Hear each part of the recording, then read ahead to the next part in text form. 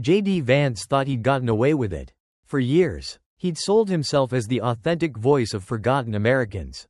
The hillbilly who made it out. Who understood their struggles. Who'd fight for them in Washington. The best-selling memoir. The populist speeches. The rolled-up sleeves and working-class branding. It was perfect. Flawless. Everyone believed it. Everyone, except Jasmine Crockett. She'd spent 3 days following the money. Every dollar. Every investment. Every billionaire donor. And she'd found something devastating. A $15 million paper trail showing exactly who owned JD Vance. When he condescended to her in that Senate hearing, suggesting she was too unsophisticated to understand complex economics, she smiled, because she was about to ask him one simple question that would destroy the most successful political con of the decade. This is the story of what happened when someone finally asked, "Senator, who do you serve?" The Senate Judiciary Committee hearing room was unusually packed for a March morning in 2024. The topic, Big Tech's Influence on American Democracy, had drawn a potent mix of spectators.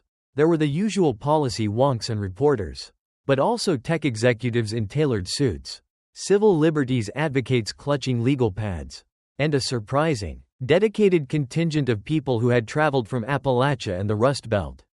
They wore hillbilly elegy t-shirts.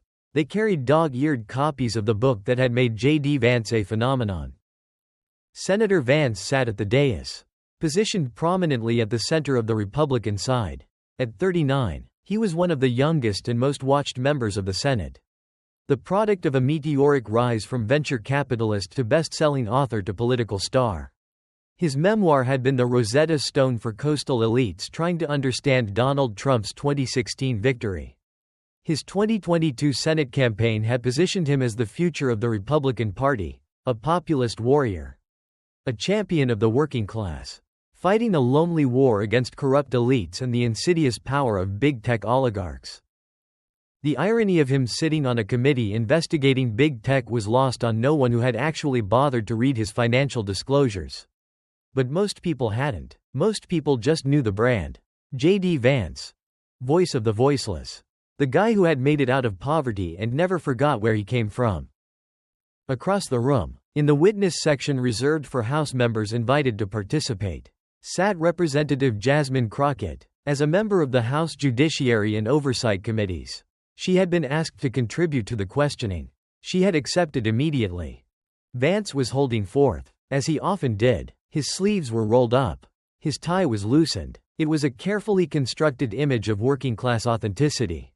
A performance so seamless that few even noticed the Patek Philippe watch on his wrist. A timepiece that cost more than most of his constituents made in a year. Big tech has captured our institutions, Vance proclaimed, his voice carrying the practiced cadence of a speech given many times. They've corrupted our politics. They have silenced conservative voices. And they have enriched themselves while hard-working Americans struggle. We need representatives in this body who understand what ordinary people face every day. Not coastal elites who've never worked a real job in their lives. Several Republican senators nodded approvingly.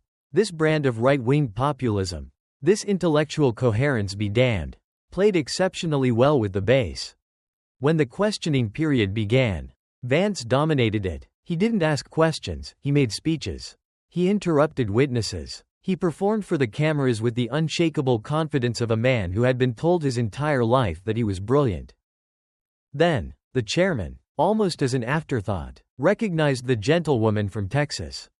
Senator Vance. Crockett began, her voice calm and clear. You've spoken very eloquently about big tech's influence on politics. I'd like to ask you about the influence of big tech money on your career. Specifically. Vance interrupted her instantly, a broad, condescending smile spreading across his face.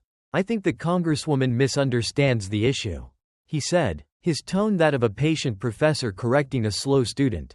This isn't about simple campaign finance. This is about corporate power. And with respect, Senator, I understand perfectly, Crockett replied, her voice remaining level. I'm asking about. Vance cut her off again, his smile widening. Maybe the Congresswoman from Dallas should stick to issues she understands, he said, his voice dripping with dismissal. This is complex economics. Not the simple social media sound bites your generation traffics in.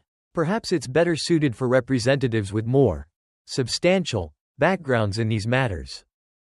The room went quiet. The air crackled. This was a direct, personal, and stunningly arrogant insult. Even Vance's Republican colleagues looked uncomfortable.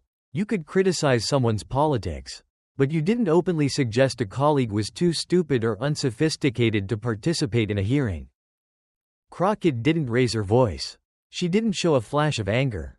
She didn't defend herself. She simply, with a calm, deliberate motion, opened the first of several thick folders that were arranged precisely in front of her.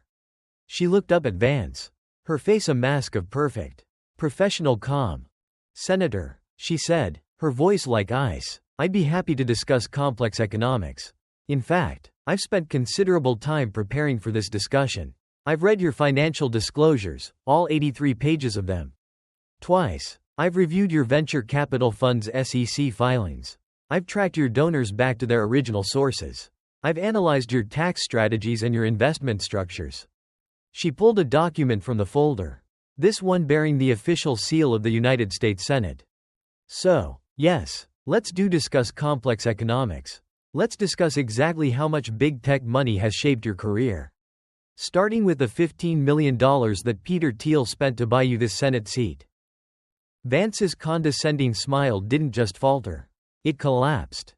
"And after that," Crockett continued, her voice a relentless, methodical drumbeat, "we can discuss the $93 million in venture capital funding you raised from other Silicon Valley billionaires. We can discuss the carried interest tax loophole you personally exploit.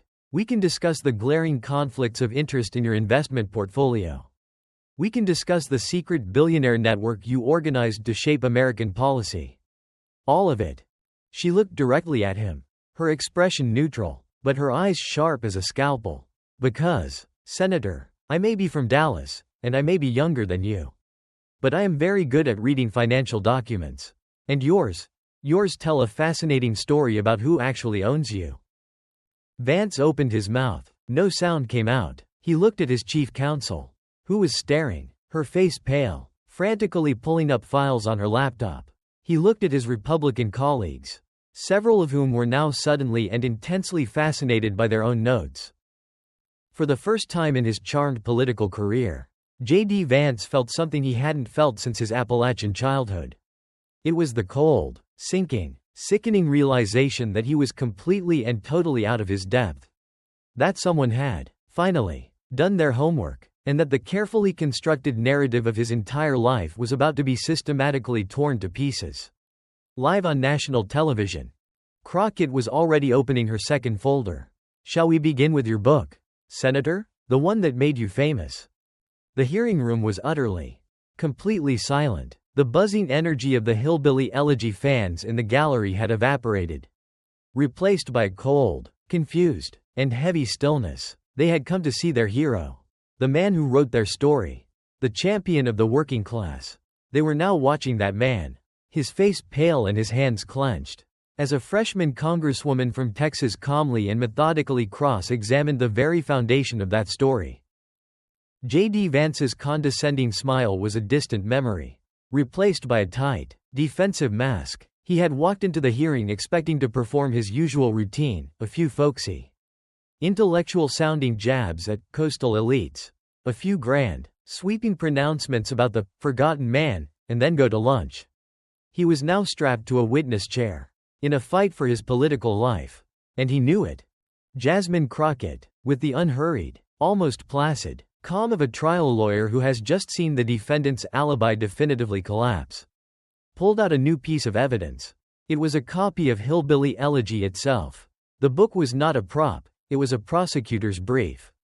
It was bristling with dozens of colored sticky tabs, its pages clearly marked, highlighted, and cross-referenced.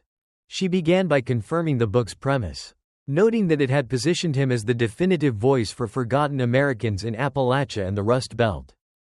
This was, for Vance, what he thought was safe territory. His origin story. He visibly relaxed, just a fraction. He leaned toward his microphone, the practiced, humble author persona returning. He began to recite his well-worn narrative, speaking of his upbringing, his family's struggles with poverty, addiction, and the cultural challenges that define the region. He was not allowed to finish. The narrative was cut short, not by a question, but by a number. Crockett interrupted his story of struggle with her own story of profit.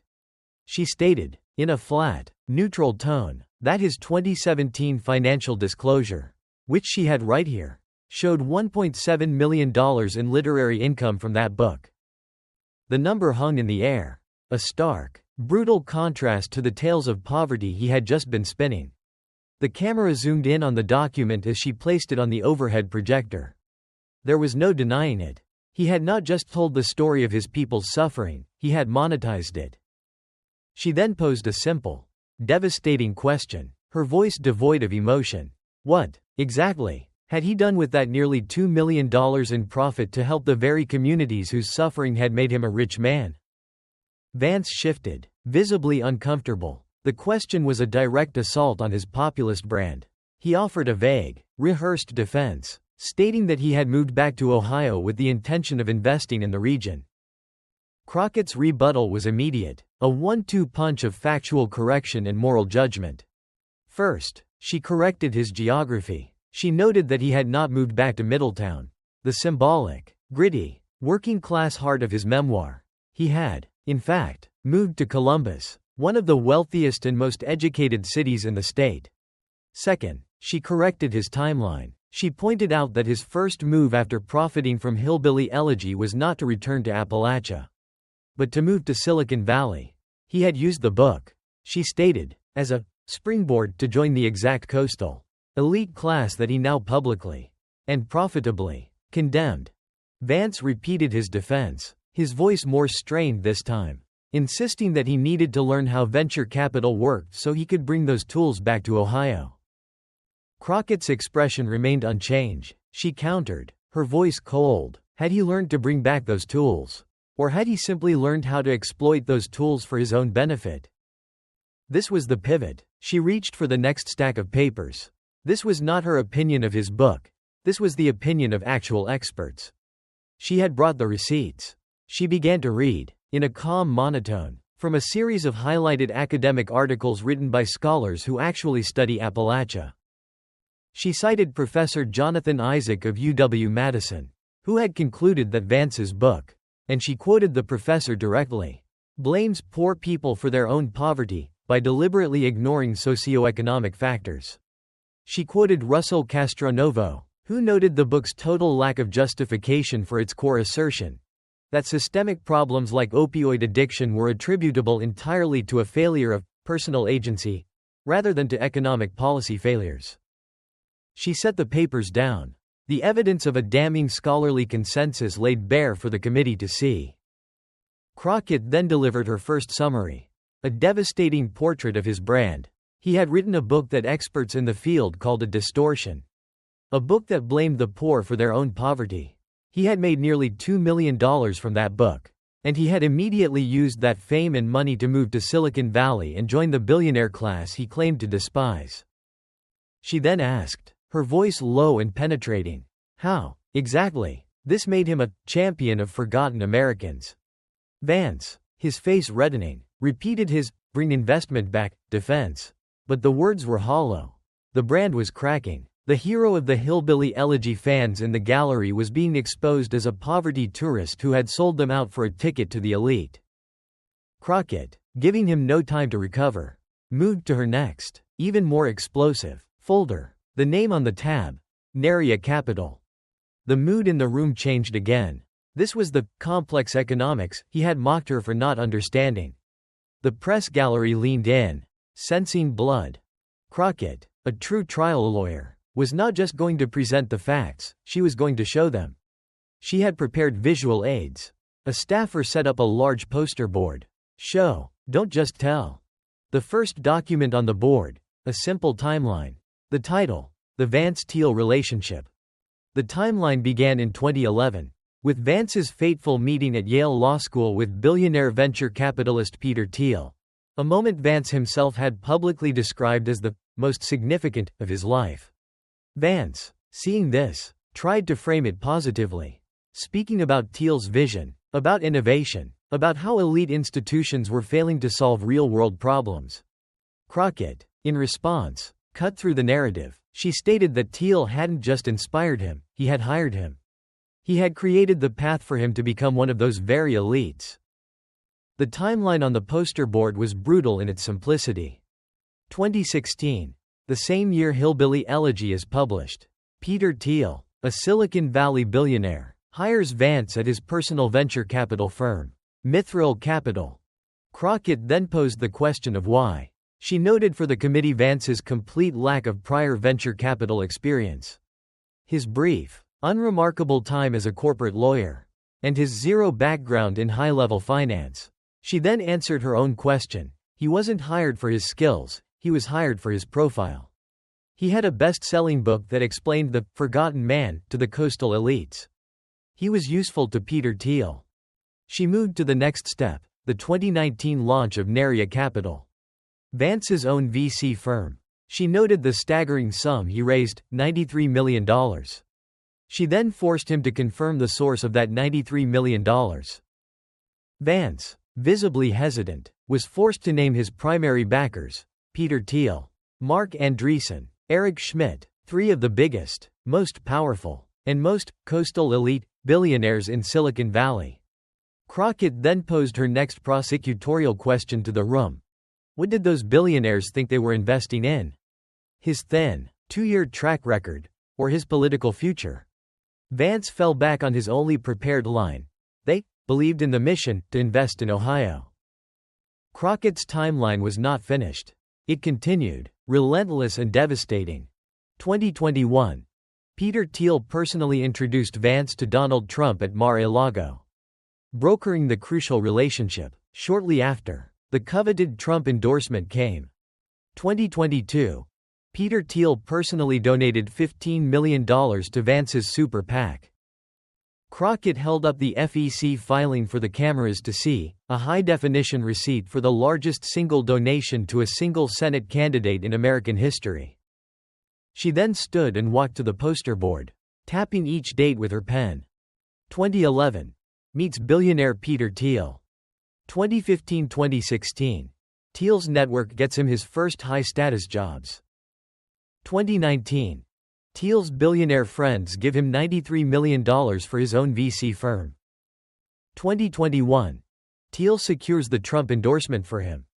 2022. Thiel gives him $15 million to win the Senate race. Crockett turned from the board, her voice dropping, letting the final, devastating question land like a hammer blow in the silent, suffocating room. She asked the senator, at what point in this entire, decade-long timeline, was he not on Peter Thiel's payroll? The populist warrior had just been reframed as a wholly owned subsidiary.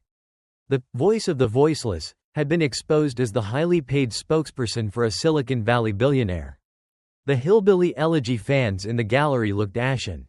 Their hero had not, in fact, made it out on his own. He had been chosen. He had been funded. He had been manufactured. The question hung in the superheated, silent air of the committee room. At what point in this timeline were you not on Peter Thiel's payroll?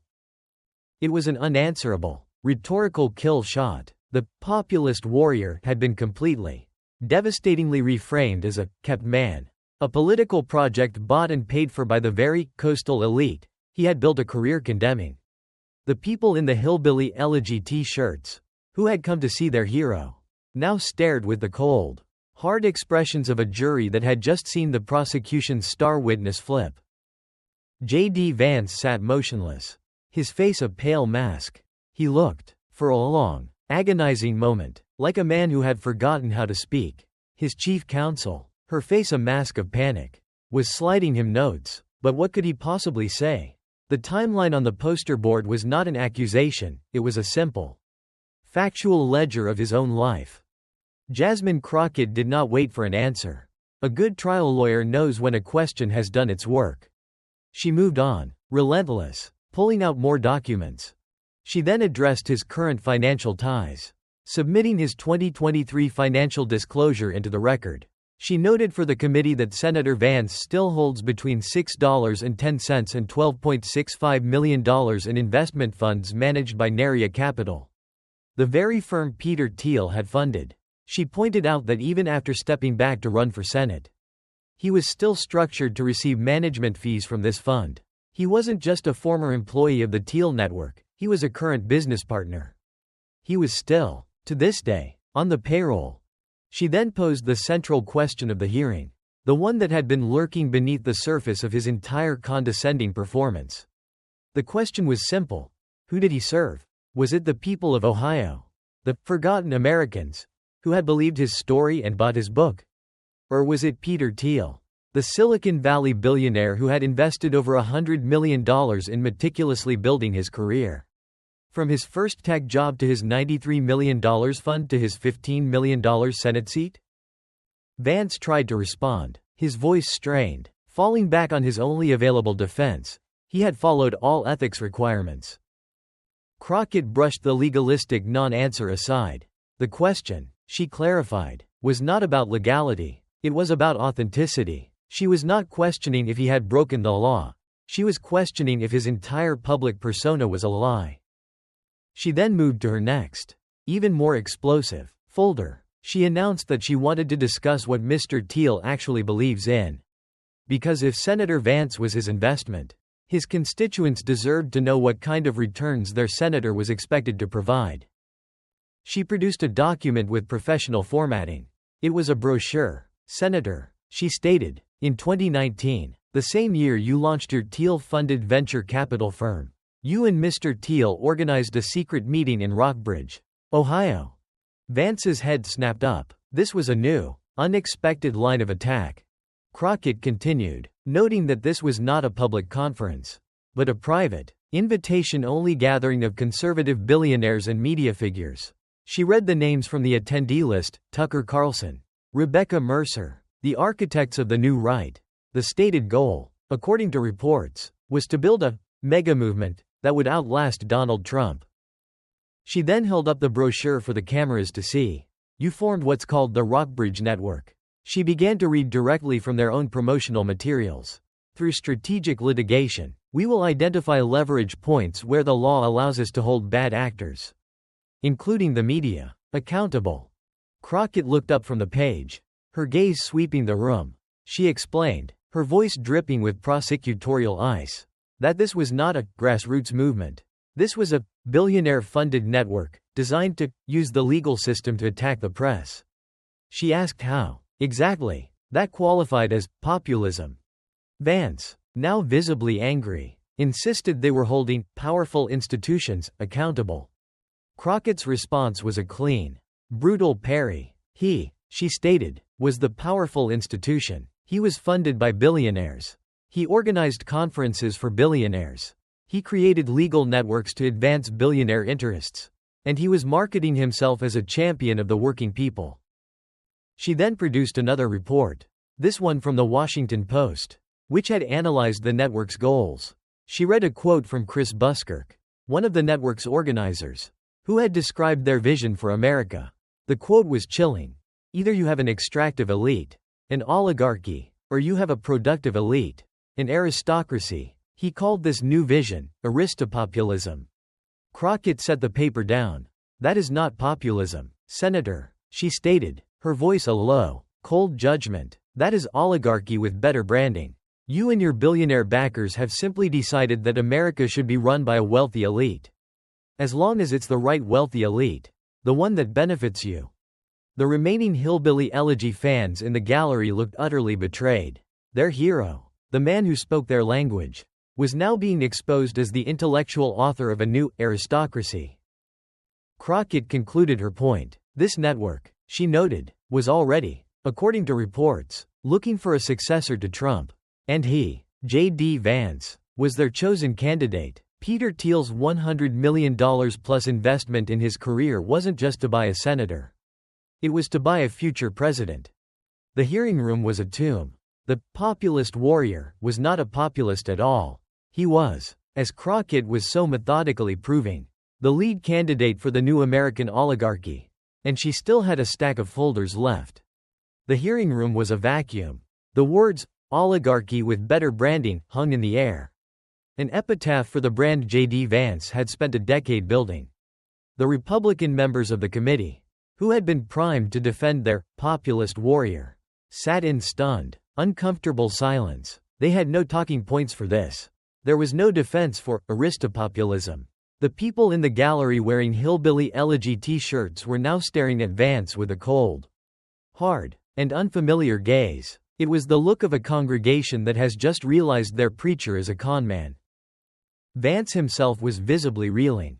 His face was a pale, clammy mask of controlled panic. He had been exposed. His entire political project, the Rockbridge Network, the mega movement, the plan to install a productive aristocracy, all of it laid bare as a billionaire-funded operation to consolidate power for the elite. And Jasmine Crockett was not finished. She had dismantled his brand. She had exposed his billionaire backers. Now, she was going to show the committee and the world exactly how he had used his position to profit from the very people he claimed to champion.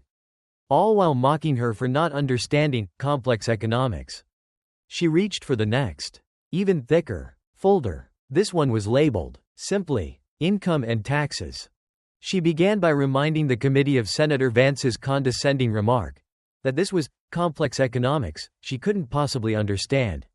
She then proceeded, with the cold, methodical precision of a forensic accountant, to demonstrate that she understood his finances far better than he had ever imagined. She produced his 2023 financial disclosure. She pointed to his declared income, a $327.083 salary from Naria Capital, plus an additional $945 in other management company profits. She noted for the committee that this nearly $1 million bonus was not categorized as typical capital gains or interest. It was structured, she explained, to take advantage of the single most infamous and corrupt tax dodge in the entire federal code, the carried interest loophole. She then, for the benefit of the American people watching on C-SPAN, proceeded to explain what complex economics really meant. She explained that the carried interest loophole is a special carve-out, lobbied for and protected by Wall Street billionaires and private equity managers, that allows them to classify their massive management fees, their income, as capital gains. This, she stated, meant they paid a preferential tax rate of only 20%, instead of the 37% ordinary income rate that a teacher, a nurse, or a firefighter pays on their salary. She held up the disclosure form, tapping the $945 figure.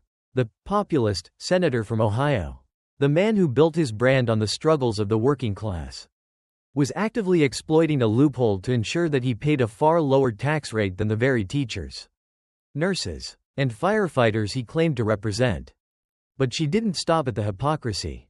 She revealed the motive. She produced the legislative record from the previous Congress, showing that Vance's 2022 opponent, Tim Ryan, had co-sponsored a bill to close this exact loophole. She then produced Vance's own public statements opposing that bill. The implication was stunning and undeniable. He had not just used the tax dodge. He had used his new political power, the very seat Peter Thiel had bought for him, to protect the corrupt tax loophole that was personally enriching him to the tune of nearly $1 million a year. She summarized the finding with devastating clarity. He was not a populist, he was a plutocrat. He was not fighting the elite, he was the elite. And he was using his public office to protect their financial privileges. Having established his personal financial hypocrisy, Crockett then pivoted to the next, even more damning, chapter. His direct conflicts of interest. She explained that his financial disclosures revealed exactly where his true loyalties lie. She pulled out a new page. She noted that Senator Vance held a massive personal stake in Bitcoin, valued between $100 and $250. She then cross-referenced this with the administration's recent, crypto-friendly regulatory policies that Senator Vance had publicly and aggressively championed. Policies, she noted, that had caused the value of his own investment to soar.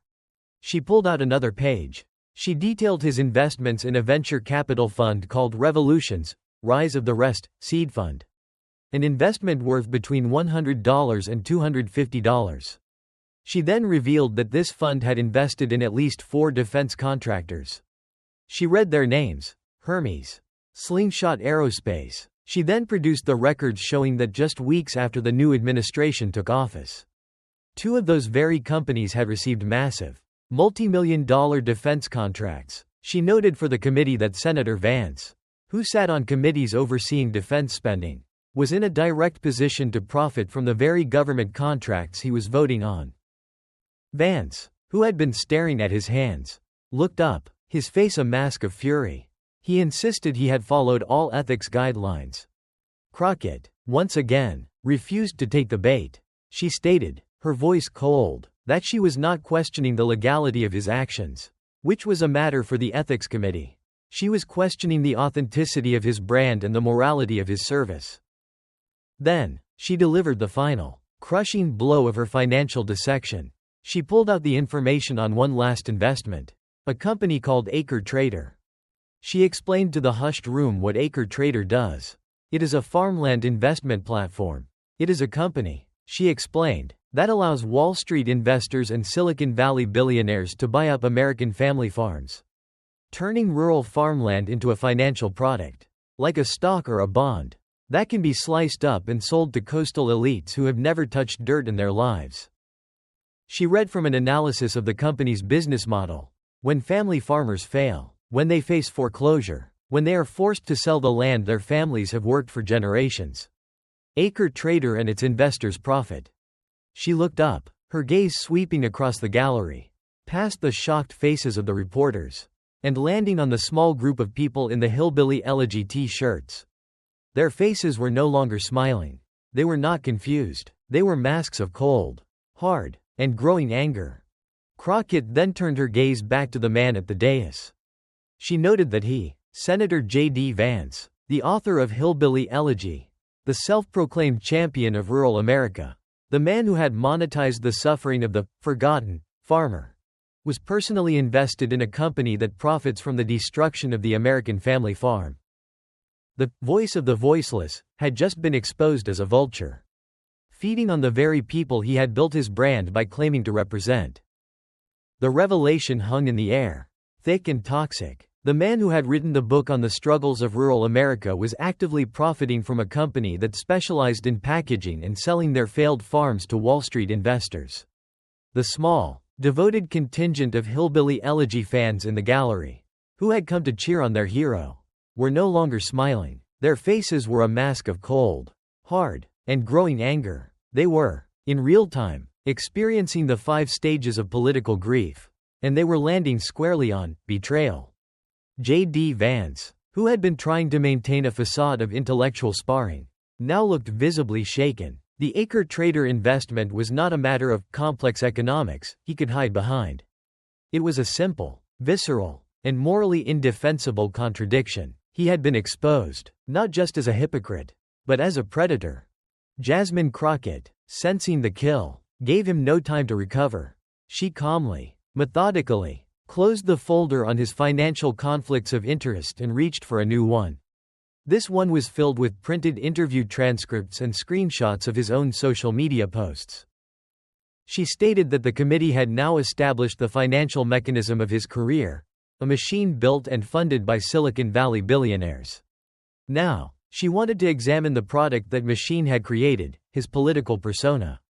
She wanted to discuss his evolution on the central figure in their party, Donald Trump. Vance immediately looked defensive. This was territory he had been forced to defend before, but never with this level of documented, forensic precision. Crockett, a true trial lawyer, began by establishing a baseline. She produced a printed tweet from 2016. She read his words from that year. A direct, public quote. "I'm a never Trump guy. I never liked him." She produced another. She read from a message where he had called Trump an idiot. She produced another. She read from an interview where he had said Trump might be America's Hitler. She produced a final, devastating quote from 2016, where Vance, in his original, principled conservative persona, had called Trump a total fraud, who was exploiting the very working class people Vance claimed to understand. Crockett looked up from the papers, her gaze locking onto Vance. Those, she stated, were his words, public, documented, unequivocal. Vance, forcing a practiced, almost weary sigh fell back on his rehearsed defense. He stated that he had publicly acknowledged, many times, that he had been wrong about President Trump. Crockett's expression remained perfectly neutral. She asked, her voice quiet and analytical, if he had been wrong, or if his career prospects had simply changed. She then returned to the poster board, to the devastating timeline she had established in Part 2. She pointed to the dates. 2016. Trump is Hitler. An idiot. A total fraud. 2021. Peter Thiel personally introduces JD Vance to Donald Trump at Mar-a-Lago. 2022. JD Vance, now with the full-throated endorsement of Donald Trump, runs for Senate. She then played a new clip. This one from a 2021 Fox News interview. Just after his conversion. In it, Vance was seen praising Trump, calling him a great president and the best president of my lifetime. Crockett turned back to him. She stated, in a flat monotone, that this was not a change of heart. This was a change in funding. His views had not evolved. His payroll had evolved. His political principles, she charged, were not a matter of conviction, they were a matter of opportunism. A simple transaction orchestrated by the billionaire who had arranged the meeting in the first place. Having established the moral flexibility of his loyalty, Crockett moved to its consequences. She announced her intention to discuss January 6, 2021, and the 2020 election. She asked him to confirm his public statements that, had he been vice president, he would not have certified the election results as Mike Pence did. Vance, trapped, tried to equivocate. He began to explain that some states should have sent alternate electors, so Congress could examine the claims. Crockett cut him off. She held up his own quotes. She clarified that he had, in fact, stated he would have rejected the certified electors from states Trump lost. He had wanted Congress to unilaterally decide the election, overriding the constitutional process and the will of the voters. Vance fell back on his last defense. There were legitimate concerns about election integrity. Crockett's voice, for the first time, grew sharp with a cold, contained anger. She stated that there were no legitimate concerns. She noted that those concerns had been litigated in over 60 court cases and rejected by judges appointed by both parties. They had been investigated by Trump's own Department of Justice and found to be utterly baseless. She stated, as a fact, that there was no widespread fraud. She then leaned forward, her voice dropping, but her intensity filling the room. She spoke of Mike Pence and his actions on January 6. She described Pence doing his constitutional duty, certifying the election despite a violent mob calling for his execution, despite the president turning on him, despite risking his political career and his physical life. He had, she stated, done his duty. She then turned back to Vance. She accused him of criticizing Pence for this act of duty. She accused him of aligning himself with the insurrectionists, rather than with the Constitution. She then delivered the final indictment on this point. He had done this not because he truly believed the election was stolen, but because his billionaire backers needed him to say it, and because his new political future required him to align himself with the lie. She stated that this was not defending working Americans. This was betraying American democracy for personal advancement. Before Vance could even attempt to respond, Crockett reached for yet another folder. Her methodical, relentless pace designed to keep him permanently off balance. She announced her intention to discuss his 2021 comments about Americans without children. Vance, for the first time, looked genuinely trapped. He knew exactly what was in that folder. Crockett read the quote, her voice flat and inflectionless. We are effectively run in this country by a bunch of childless cat ladies who are miserable at their own lives. And so they want to make the rest of the country miserable. 2. A ripple of stunned, uncomfortable laughter and gasps went through the gallery. She repeated the phrase, childless cat ladies, letting the bizarre, misogynistic insult hang in the air. She detailed his other comments. His suggestion that being childless makes people more sociopathic. His proposal for higher taxes on childless Americans. His claim that people without children shouldn't have as much say in democracy.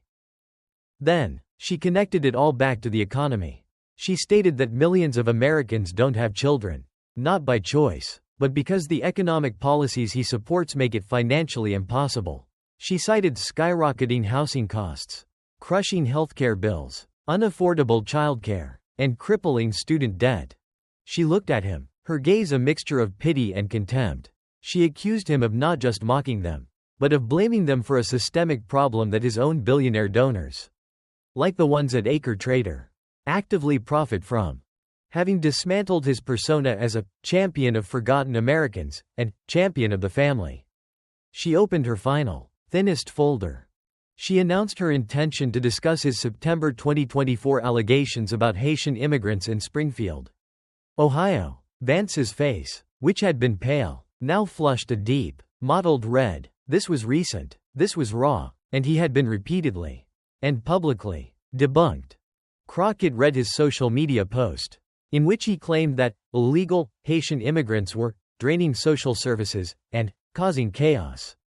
She then read the specific, inflammatory allegation that reports now show these immigrants had abducted and eaten local pets. She then, one by one, produced the receipts that proved it was a lie. The Springfield police, finding no credible reports. The Republican city manager, stating there were no verified instances. The Republican governor of Ohio, Mike DeWine, calling the claims baseless. She explained that these were legal refugees, working in local factories, filling jobs that had been going unfilled. She accused him of spreading a racist fabrication for cheap political points. She then detailed the consequences: bomb threats, harassment of the Haitian community, school evacuations. He had, she charged, terrorized an entire community, his own constituents, with a lie, and had never once apologized or corrected the record. The populist warrior was now exposed as a man who attacked immigrants, belittled women, betrayed the Constitution, and profited from the destruction of the very working class he claimed to represent. The hearing room was a vacuum, all the political oxygen sucked out by the exposure of JD Vance's financial web. The man who had entered the room cloaked in the armor of a populist hero now sat exposed. His brand shattered, his credibility in ruins, his populist investments in companies that profit from failed family farms hanging in the air like a toxic cloud. The people in the hillbilly elegy t-shirts were no longer smiling. They were staring at him, their expressions hardening from confusion into a cold, quiet anger.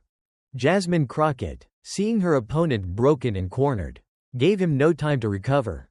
She calmly, methodically, closed the folder on his financial conflicts of interest and reached for a new one. This one filled with printed tweets and interview transcripts. "Senator," she began, her voice steady and relentless, "we have now established the financial mechanism of your career, a machine built and funded by Silicon Valley billionaires. Now, I'd like to examine the product that machine created, your political persona. Let's discuss your evolution on President Donald Trump." Vance immediately looked defensive, his body tensing. This was territory he had been forced to defend before, but never with this level of documented, forensic precision. In 2016, Crockett said, pulling out a printed screenshot, "You were very outspoken. You wrote, and I quote, 'I'm a never Trump guy. I never liked him.'" She pulled out another. In another message, "You called him an idiot." She pulled out another. "You told an interviewer he was a total fraud, who was exploiting the very people you claimed to write about." She pulled out one more. "You even suggested he might be America's Hitler." Crockett looked up from the papers, her gaze locking onto Vance. "Those are your words, Senator. From 2016, public, documented, and unequivocal. But today, you are one of his most vocal supporters. You have called him a great president. So, my question is, what happened?" Vance, forcing a practiced, almost weary sigh, fell back on his rehearsed defense. "I've acknowledged," he said, his voice tight, "that I was wrong about President Trump." Crockett's expression remained perfectly neutral. "Were you wrong, Senator, or did your career prospects simply change?" She then returned to the poster board, to the devastating timeline she had established earlier. She tapped the dates with her pen. 2016. Trump is Hitler. An idiot. A total fraud. 2021. Your billionaire benefactor, Peter Thiel. Personally introduces you to Donald Trump at Mar-a-Lago. 2022. You are now on Fox News. Calling him a great president and the best president of my lifetime. She turned back to him. Her voice a low, analytical blade. You didn't have a change of heart, Senator. You had a change in who was funding your career. Your principles didn't evolve. Your payroll evolved. This isn't conviction, Senator. It's opportunism. Vance was gripping the edge of the table, his knuckles white. Speaking of opportunism, Crockett continued, let's discuss January 6th and the 2020 election. You have said, publicly, that if you had been vice president, you would not have done what Mike Pence did. You would not have certified the election results. Is that accurate? Vance, trapped, tried to equivocate. I said that I believe some states should have sent alternate electors so that Congress could examine. You said you would have rejected the electors from states President Trump lost. Crockett interrupted, holding up his own statements.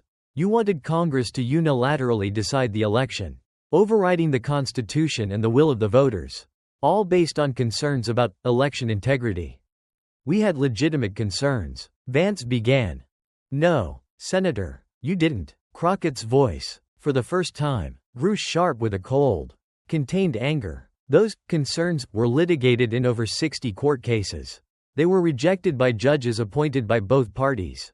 They were investigated by President Trump's own Department of Justice and found to be baseless. There was no widespread fraud. And you know it. She leaned forward, her voice dropping, but her intensity filling the room. Mike Pence did his constitutional duty on January 6th. He certified the election, despite a violent mob calling for his execution. Despite the president turning on him, and despite risking his entire political career, he did his duty, and you have criticized him for it. You have aligned yourself with the insurrectionists, rather than with the Constitution. She let that sink in, and you did it, not because you believed the election was stolen, but because your billionaire backers needed you to say it, because your political future required you to align yourself with that lie. That's not defending working Americans, Senator. That's betraying American democracy for your own personal advancement. Before Vance could even attempt to respond, she reached for yet another folder. Senator, in 2021, you made some interesting comments about Americans who do not have children. Would you like to tell the committee what you said? Vance, for the first time, looked genuinely panicked. He knew exactly what was in that folder. I was discussing policy. You said, Crockett read, her voice flat and inflectionless. We are effectively run in this country by a bunch of childless cat ladies who are miserable at their own lives, and so they want to make the rest of the country miserable. 2. A ripple of stunned, uncomfortable laughter and gasps went through the gallery. Childless cat ladies, Crockett repeated. That's how you described millions of American women. Women who can't have children for medical reasons. Women who chose careers over parenthood. Women who simply never found the right partner. And you, a United States Senator, called them miserable and blamed them for the country's problems. She produced more quotes. His suggestion that being childless makes people more sociopathic. His proposal for higher taxes on childless Americans. Senator, she said, millions of Americans can't afford to have children. Precisely because of the policies you support. Policies that benefit your billionaire donors. Housing costs have skyrocketed, partly because of companies like Acre Trader that you invest in. Healthcare is crushing families. Childcare is unaffordable. And instead of addressing those systemic issues, you mock the victims. You call them sociopathic cat ladies. That's not championing forgotten Americans. Senator, that's blaming them for a system that your donors profit from. Crockett stood, gathering all her folders into one thick stack of evidence. The hearing room was absolutely silent. Even Vance's Republican allies had stopped defending him. The people in the hillbilly elegy t-shirts were now seen quietly, slowly, taking them off, some crumpling them in disgust. Let me summarize what we've learned today. Senator Vance, she said, her voice calm, but carrying the absolute authority of a judge delivering a final verdict. You wrote a best-selling memoir about the struggles of poor Appalachians. You made $1.7 million from their stories. Then you went to academic conferences and blamed them for their own poverty. And you moved to Silicon Valley to work for billionaires. You got every significant job you've ever had through Peter Thiel's network. He hired you. He funded your venture capital firm with $93 million. He introduced you to Donald Trump. He spent $15 million to buy you the Senate seat. You exploit a corrupt tax loophole that lets you pay a lower tax rate than a teacher or a firefighter. Your campaign was funded by Wall Street billionaires, Silicon Valley billionaires, and dark money groups. You invest in companies that profit when family farms fail. You compared President Trump to Hitler, called him an idiot and a fraud, until Peter Thiel arranged a meeting. And suddenly he was a great president. You sided with insurrectionists over the Constitution and criticized Mike Pence for doing his duty. You spread racist, dangerous lies about Haitian immigrants in your own state, lies that led to bomb threats. And you attacked childless Americans as miserable, sociopathic cat ladies for being unable to afford families in an economy that you and your donors have rigged against them. Crockett walked slowly from the witness table toward the dais, placing the thick stack of folders on the table directly in front of a frozen, speechless JD Vance. And through all of this, all of it, you have the audacity to call yourself a populist, a champion of forgotten Americans, and a voice for working families. She set down her folders. Senator Vance, you started this hearing by suggesting I was too unsophisticated to understand complex economics. So, let me show you that I understand perfectly. You are not a representative. Senator, you are a return on investment. The phrase hit like a physical blow. Several people in the gallery gasped. Peter Thiel invested over $100 million in you. He didn't mentor you, he owns you. You are not fighting the elite. You are the elite. You just wear a better costume. You wrote a book exploiting poor people's suffering. And then you used their stories to join the very class that is keeping them poor. You champion working families while exploiting tax loopholes they can't access. You claim to represent rural America while investing in companies that prey on their farms. She picked up the copy of Hillbilly Elegy and set it on top of the financial disclosures. This book, she said, her voice quiet but devastating, made you famous. It made you rich. And it made you a symbol of something you never, ever were, because you were never one of them. Senator, you used them. You exploited their pain for profit and advancement. You built a brand on their suffering and then you betrayed everything they needed. She looked at him, her eyes devoid of anger, now filled only with a cold, profound pity. I was a public defender. Senator, I represented people the system failed. People that powerful interests tried to silence. I know what it means to actually fight for people who don't have power. You don't fight for them. You fight for the people who bought you. Peter Thiel, Mark Andreessen, Steven Schwartzman. Every billionaire who saw you as a useful investment. Her final words were quiet, but absolutely clear. So, let me ask you one question. Senator Vance, just one, and I want you to think very carefully before you answer. Because the American people are watching. She leaned in. Who do you serve? Is it the people of Ohio who believed your book? Is it the working families you claim to champion? Is it the forgotten Americans you say you represent? Or is it Peter Thiel? Who made you? Is it the billionaires who funded you? Is it the oligarchs whose interests you advance? All while performing your little working-class solidarity act? Because from where I'm sitting, Senator, having read your financial disclosures, having traced your funding, having documented your votes and your positions, it's very, very clear who you serve. And it is not the people who bought your book. Silence. Complete. Absolute. Suffocating silence. JD Vance sat frozen. Unable to speak. Unable to move. Every defense would only prove her point. Every word he could possibly say would just be more marketing. More branding. More performance. Jasmine Crockett held her gaze on him for 5 long seconds. Then, she turned to the chairman. I have no further questions, she said. She gathered her folders and returned to her seat as the room exploded behind her. This confrontation was a defining moment in modern political communication. A perfect anatomy of a takedown. It was a clash between two opposing forces, the brand versus the receipts. JD Vance, like many modern politicians, built his career on a carefully manufactured brand. His persona as the hillbilly elegy populist was a powerful, emotionally resonant story. He used this brand as both a sword, to attack elites, and a shield, to deflect criticism. His entire strategy was based on this performance. Jasmine Crockett's strategy was to systematically dismantle the brand by auditing the business. She did not attack his story, she attacked his ledger. Her cross-examination was a masterclass in prosecutorial procedure. Deconstruct the origin story. She exposed his $1.7 million book deal and the academic criticism that he was blaming the poor. Reframing his origin as an act of exploitation, not empathy. Follow the money. She presented the Teal timeline, $15 million. $93 million, to reframe him from a populist to a product. The return on investment line was the kill shot because it was not an insult, it was a simple, factual summary of his entire career. Expose the hypocrisy. She used Vance's own record, the carried interest loophole, the acre trader investment, the never Trump flip-flop, the childless cat ladies comments, to prove that his actions are in direct, undeniable conflict with his brand.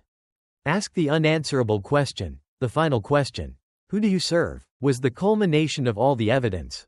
It was unanswerable because she had spent the entire hearing proving the answer. His silence was the confession. This was not a political debate. It was a character impeachment. Crockett proved that in the age of slick personal branding, the most powerful weapon is not a better story, but a colder, harder, and more verifiable set of facts. She didn't just win an argument, she exposed the entire con.